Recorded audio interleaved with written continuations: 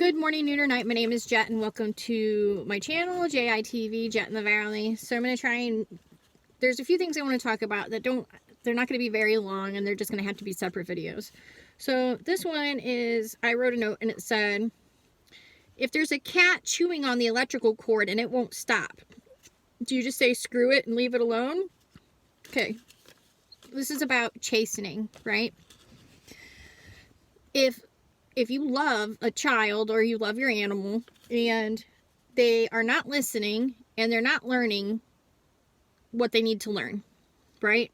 So the example would be a cat is chewing on the electric cord. Well, what's going to happen when the cat chews on the electric cord?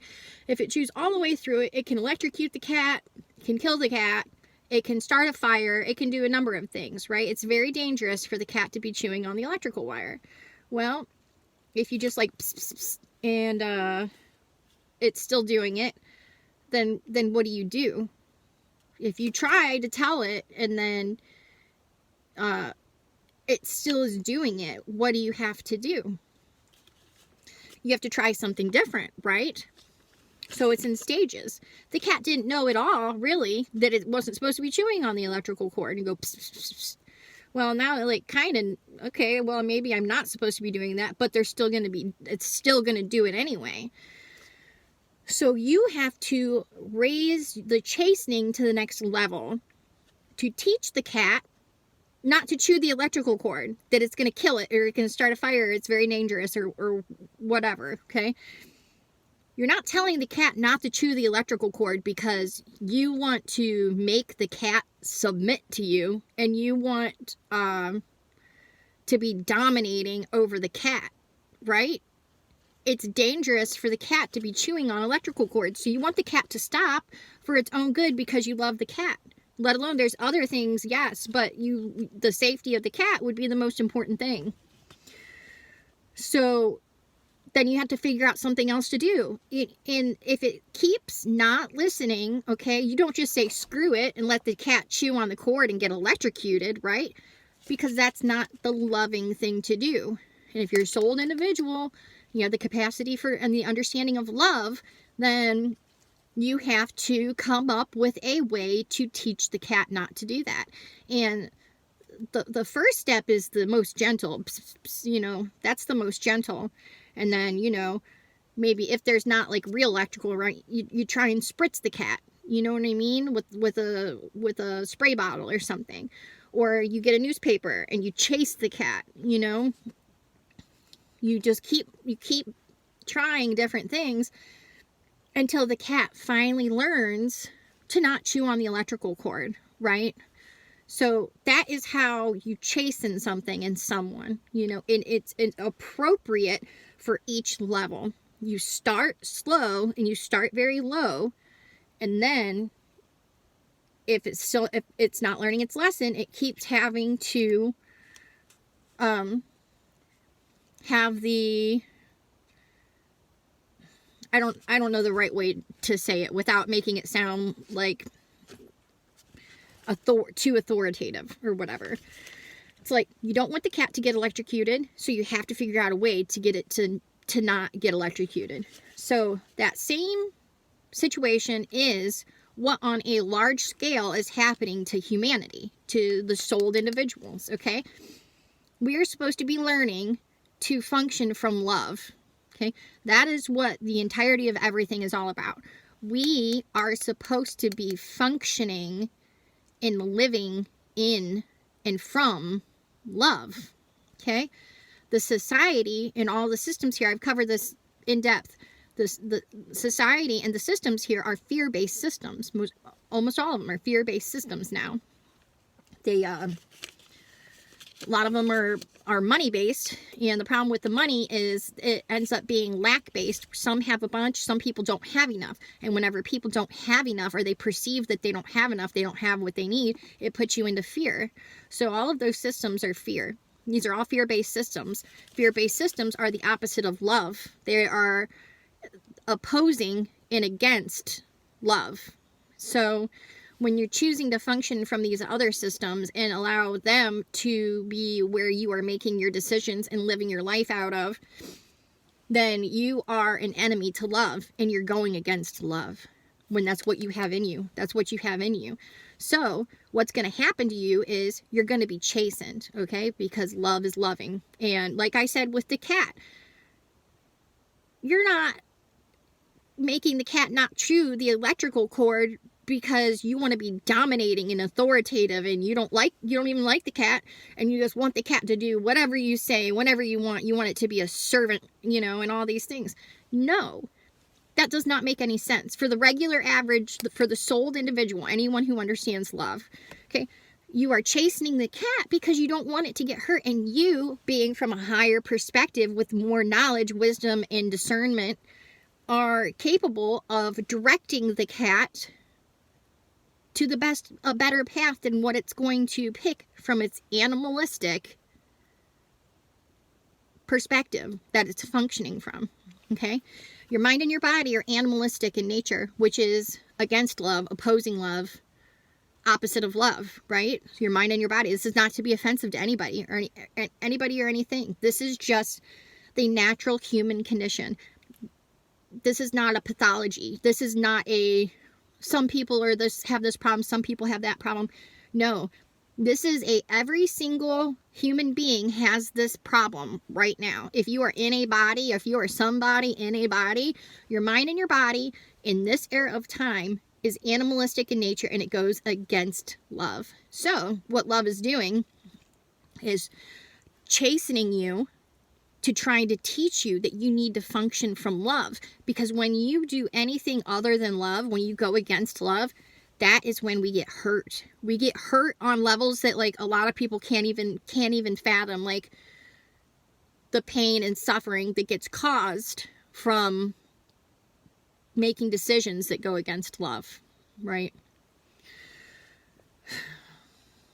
So if you start to function, if you understand what I'm saying, and what we need is discernment. We need discernment to be able to discern what's loving and what's not loving, right? What's of love and what's not of love. And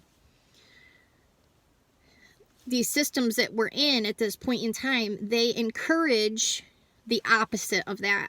The systems in society as a whole encourages, they don't encourage discernment.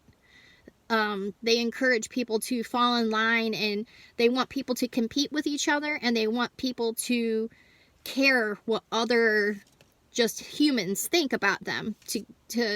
They'll use these things to keep us in check, to keep you in line, okay? Because if you care what that person does, then you're going to do what they do. And so this, you know, it's just like it's crabs in a bucket, right? It's crabs in a bucket. So instead of all working together to get people out of the trap, everybody's pulling each other back down. They don't want you out of the trap because your mind and your body, your natural mind and body, are animalistic in nature, which means it's selfish, right? So we can think for a second like we want to help someone, or a lot of people, they're really good at faking it. They're really good at, like, they know what to say to sound loving, but then they have zero actions. They have zero actions and zero evidence in their life that they are functioning from love. So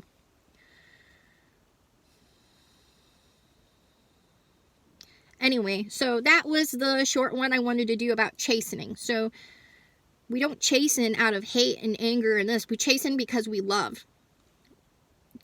And we understand things that the animals and the children, they don't understand yet. So we have to be the ones to teach them to chasten and to guide them in the correct direction. And the correct direction is always going to be to function from love, okay? Regardless of what anybody else is doing. No, don't care what anybody else is doing, because if they aren't functioning from love, then they aren't functioning from the Most High. They aren't functioning from the Most High perspective, right? Love is like up on the mountain, and it's looking down, and it can see clear paths for things, right? Love can do that. When you're functioning from like envy, greed, anxiety, protection, survivalist, when you're functioning from all that, you're down in the muck and you can't see which way to go. You're just like down there fighting your way through. And like, I'm not disrespecting anybody who has to do, this information comes from a place of love. This information does not come from a like holier than thou, high and mighty perspective, because I've been in places that people don't even want to talk about. So it took me a long time to figure out. It took me a lot of things to figure out that I need to be functioning from love. I need to not be caring what other people think. It doesn't matter who they are. Friends, family, TV, whatever. It doesn't matter who they are, because this is an individual game. You are in charge of your own self. You get to choose love or choose not love. And the sooner you choose love, the sooner the chastening is going to ease up on you. The sooner that things are going to start making more sense. You're going to have more opportunities. You're going to get healthier. You know, there's all these like get thin fast and all these different things. And it's like, there's so many gimmicks, okay? There's so many gimmicks, and they're taking advantage of people. They're taking advantage of people in so many ways that it's just so disturbing, because the whole thing about anything is you need to choose love, and you need to function from love, because love is freedom. So if you have an eating problem, you eat too much or whatever, it's like, that's a mind-body issue. It's not a love, it's not an eternal, everlasting. That is just simply the state of these minds and these bodies, what they want to do on instinct, it's more and more and more all the time. Enough is never enough, you know? And so if you become aware of love, and become aware that we have this opposition going within our human condition. So your mind and your body are against love, your spirit, life force, soul energy, your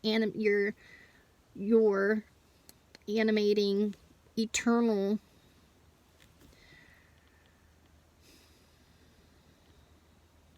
so if you just become at least aware of that, if that is a problem, and then you can start to seek what love is, and you can seek discernment and understand that, and as you're seeking and you're searching, it's going to come to you. This information and this knowledge, this wisdom is going to come to you if you are honestly seeking it. And